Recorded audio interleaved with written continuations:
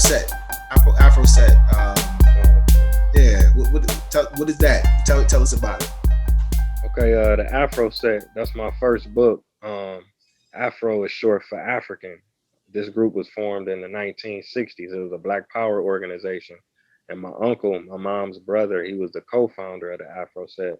So basically, this group was at the forefront of reintroducing Black people in Cleveland to like African history, African culture, African language, African fashion, African artwork and music and different things like that. So they would open up these shops. They were independently funded. So the members, they would make dashikis and dresses and earrings and necklaces and pottery and paintings, and they would sell them, Mm. to generate money. But they had a lot of social programs, free breakfast, free lunch.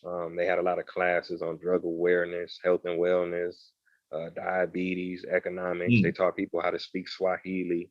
They opened up a Mm. theater, and they would do plays, poetry readings, musical Man. performances. They would teach the kids how to play the African drums. They advocated self-defense, so they would go to a farm and they would do target practice with the rifles and the guns. They would practice with the machetes, sticks. A lot of like military drills, Mm. a lot of community policing. So like when people came in the community, when they were selling drugs, snatching purses, pimping, you Mm. know, they would run them out physically. When the police came into the community and they were harassing people, they would confront them. So it's a very exciting book. It's a lot of riots and shootouts and Mm. explosions and rebellions, a lot of things that happen in the city of Cleveland that a lot of people don't know about. Wow. That's awesome, man. Like that's like for real. Like I love to hear stuff like that. That it reminds me, like stuff that used to go on during the Black Panther times. The stuff like the arts that you was explaining reminds me a lot of New York. How we, Mhm. how we were, Africa. I some of the people who've instilled a lot of the stuff come from that type of background. From the '60s. Where they was exposing us to, our culture and the things that I didn't know, man. So that I'm actually listen. Everybody go get that book, Afro Set. I'm gonna get mine. I'm gonna get me one either this week or next week. I promise you that. Where Um, can I you where appreciate can you that. where can people go and purchase your book at, man? Is it like directly through your site, or is it available on other sites or anything? I'm doing it all independently, like my music. So I got a website, campcleveland.org. So they got my music on there. My book is on there. I do a lot of what they call it, like e-commerce. Like when I go to different countries, I bring back different products: shea butter, black so soap, that dashikis, paintings, artwork. And then, I do tours to Africa, taking middle school students, high school students, hmm. college kids.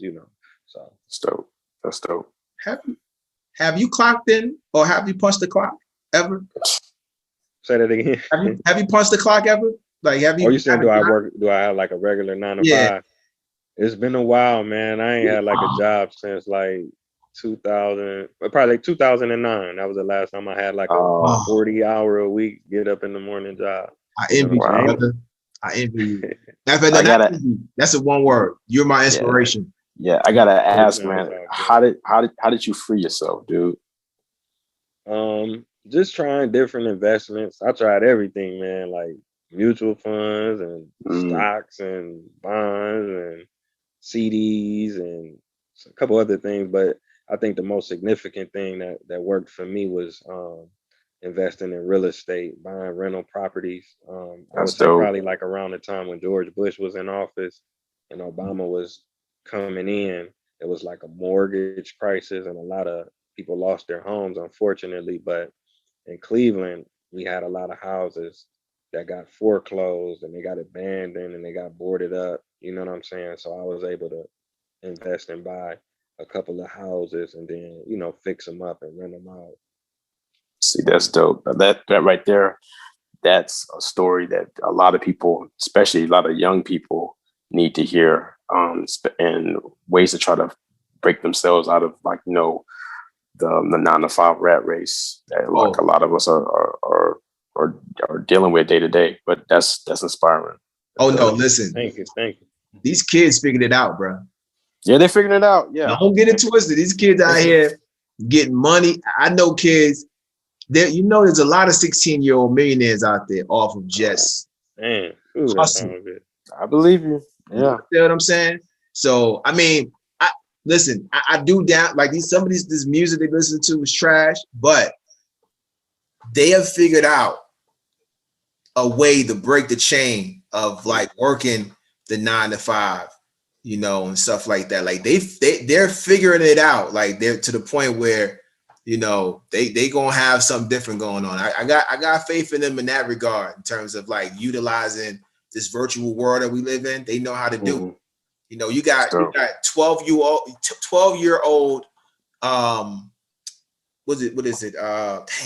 Like the people who make the codes, The coder. Programmers, coders. yeah, right. 12-year-old kids. They've taken classes over the summer. They building websites, they building apps, Mm-hmm. like this is their world, right? Like we probably stepped out, I mean, I'm probably telling my age, but I don't really care. But we stepped in it a little bit. We came in it like, I know how to do research. I grew up on encyclopedias. I'm an 80s baby, so I know how to research, but then, computer comes, I get to like middle school somewhere in there.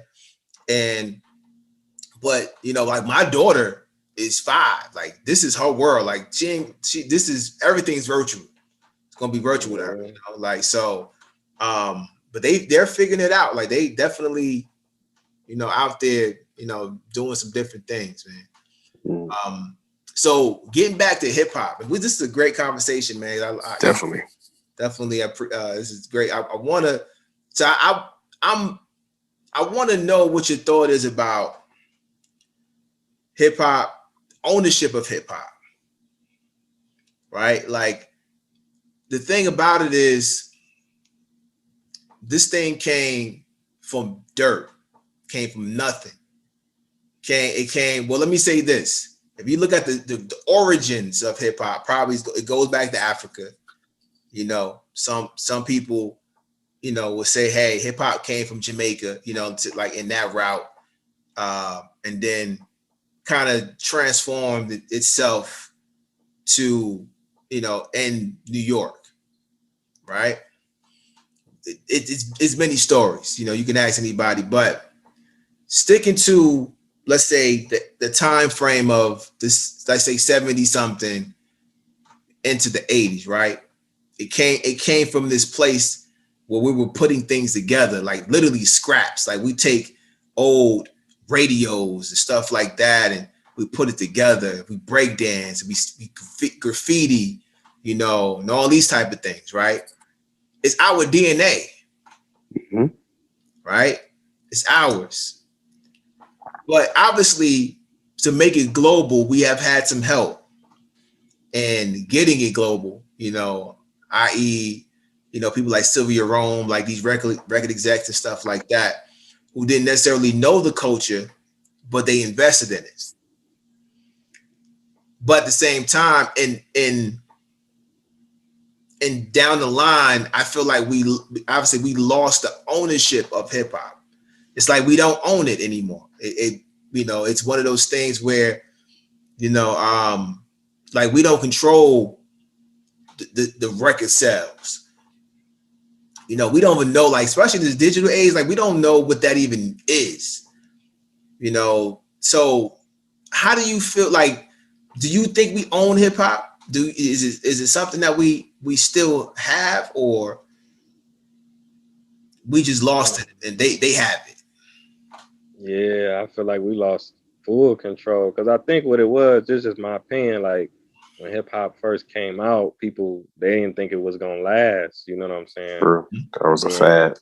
it surprised a lot of people. So at that time, it was basically whoever was the best could get on the radio. But you had so many groups like Public Enemy and Rakim and BDP. They had a lot of messages and content, even going up into Pac and Nas. You know what I'm saying? And then it's like once they figured out how to monetize it, you know what I'm saying? Then it's like, okay, now this gonna be around for a while. So you see hip hop all around on the TVs, on the commercials, the slang is global. It's here to stay, you know what I'm saying? But unfortunately, the people that own it and control it and run it is not us at all. You know what I'm saying? So Exactly. I think that's I don't know, kind of a reflection of our culture. Like as Black people in America, a lot of times we feel like we need validation from other groups of people, or we need another group of people to stamp us and let us know that we can be great, even if we had the greatest idea. They was doing that when we was inventing stuff. We had to like Garrett Morgan. He's from Cleveland, for example. He invented Right. the gas mask and a stoplight, but when he Uh, was trying Go. to sell it to different people, they wouldn't buy it because he was Black. So he had to pay a white person to an actor to act like, oh, this is my invention. And they're like, oh yeah, we'll buy it now. You know what I'm saying? So stuff like that been going on for so long, and we still got this. Like our parents, like my parents, you know, their generation, like, well, you need white people to make it to a certain degree. We don't feel like we could just stand on our own. You know what I'm saying? A lot of us. bro, you've been in our you been listening to our conversations, bro. Like I promise you, we were just talking about this earlier, man. How they, man, I was thinking about this guy named Grant. I think his name is Granville. T. Woods. Yes. Thank you, thank you, thank you. And how I want to say, because I was doing my research, I know that I want to say that Thomas Edison was trying to sue him over some things that he invented. And Thomas Edison lost. And then he turned around and he tried to hire him, and he politely told him a certain, just in different words, it was like, he was like, listen, I'm not coming to work for you. If I'm going to steal, I'd rather, I'd rather lose than steal for myself, because basically Thomas Edison was, a crook, A gangster, just jacking people, basically. stealing all types of patents and stuff like that, but we were talking about that, not just in general, like how, that's the blueprint of this country, But before you go further, Clint, American history. American history. There you go. right. I mean, it's just one of them things, like, it's just a lot of thievery, a lot of pillaging, stuff like that. And, that's what I was talking about when I was speaking about that Criminal Minded album cover. Hip hop is all over the place. You don't even know it. Who was saying my bad before we started? Now it's like the natural thing to say. Yep. Who was saying hoodie? I know we invented hoodie. That word hoodie. Right. You know what I'm saying? Like that comes from our. So there's a lot of things blended, not even blended, man. It's everything. A lot of things off the backs about people that's just snatched and like threaded into America to the point where they just don't even know where the origin came from. We the blueprint of cool in this country. We go back to jazz, Cotton Club. We would, I guarantee these people trying to figure out, like, man, how these people broke and they dress like. Man, you got to go beyond country. The country, not just this country. We're the birth of cool for this world. Yeah. Without us, the world wouldn't move around. We are God's chosen people, man. The world would not move. Because we create so much stuff so fast. Because back in the 90s and the 80s, we would use certain words and then they'd catch on to you. Like, we stopped saying that like 10 years ago. But now we got the internet, so they could just tap in and be like, oh, that's a new word. Or this. Then you'll see somebody on ESPN or something. Right. You'd be like, somebody told him to say that. He don't talk like that. You know what I'm saying? Exactly. Right, man. Yeah. So I guess we're in agreement that we don't own hip hop. I think that. Would you think that the digital era is a good way to I guess get back ownership? Yeah, it could be. I mean, but it could be. It's gonna take some work either way. You know what I'm saying? I wouldn't say it's easier or it'd be harder.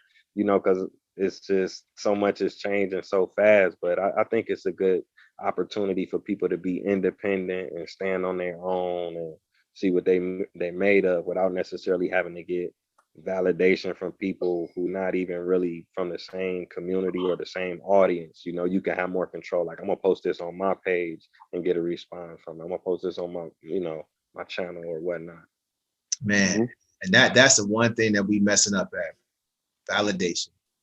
I be telling Trem all the time about the Oscars and Grammys. Like, why are we waiting for them, man, to try to validate who we are? Like, you know, you look at it, LL Cool J, we already told you was nice back in '86. Yeah. You know what I'm saying? Like, we told you that. Like, I always think about, when you talk about hip hop, I think about hip hop as being like, so what, you know, in the neighborhood, it's like an election happens. And in this election, we nominate you to be the one to represent us out there. You know, so we already gave you the validation that you should be out, like that you nice, but then you need all these Grammys, and like, you don't need that. That's fine, they give it to you, cool, but you shouldn't need that. But a lot of people, like you said, a lot of people, they need that, you know, and that's just human nature. I think at the end of the day, you know, some people just need to be told that they're that nice, you know, but you know, that's just what it is. But it's all right. So hip hop ain't ours. I think we lost it. But I actually, you know what? It could be that it belongs to the people now. You know, it's not necessarily a cultural thing. It's probably more like a feeling. I think it's more so like that too. Like, I think it's just now it's been embedded so much into the fabric of the world that it's a little bit of everybody now. It's like we've taken a piece of it and just made each of it our own. And so it's made the world go round, and everybody around the world has taken a little bit of it and attached it to themselves. So now it's just embedded into just everybody's DNA, just some kind of touch of it, some kind of way, and some kind of form or fashion. People are reverting back to, you know, the hip hop culture somewhere in some kind of form or fashion. It might not be, it might be a different part of it, but some part of it, I think, is making people to be like, you know, that they feel that it's a part of them. That's just what I believe. And pardon me, man. I know I might talk a lot. I get it. It's all good, man. I'm enjoying it.